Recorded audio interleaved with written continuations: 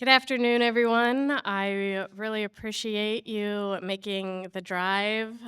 It was not too bad in Nebraska. We got our snow yesterday, but it did get a little hairy by the time we got to St. Joe. So thank you to everyone who drove in this morning or flew in last night. We're very excited to also have our guests online joining us for those who couldn't attend in person. Um, we have a really great uh, agenda here this afternoon. Our goals are really to think about previous traits that have been developed in wheat and whether they've been successful or not successful, or traits that have been developed in other species and deployed into the marketplace. And our goal is to really learn from those different experiences and try to apply those lessons to deploying high fiber wheat. So we'll talk a lot more about the current status of the arabinoxylin research, where the Coalition for Grain Fiber is at, and then we have several panels today.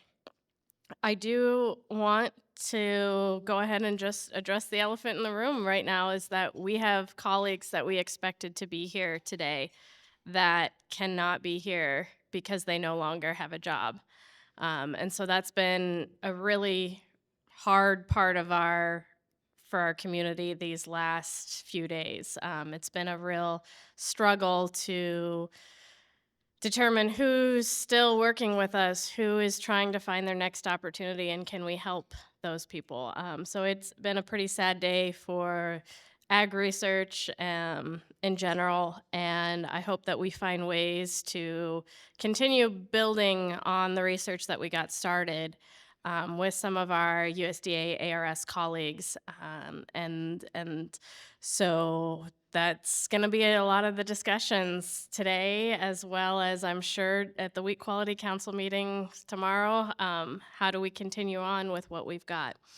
So Dr. Sean Finney will not be here. He was one of those casualties, so that's a huge loss for the Western Wheat Quality Lab. We do, however, have some quality experts here, and that's one of the great things about the Coalition for Grain Fiber is we have enough scientists now that we are able to shift, and while people rearrange their lives.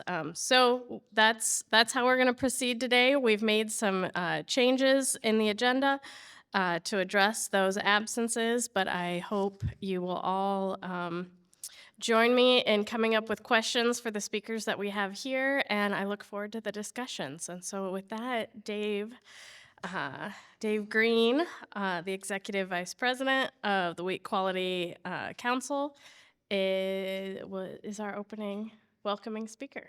Thank you, Dave.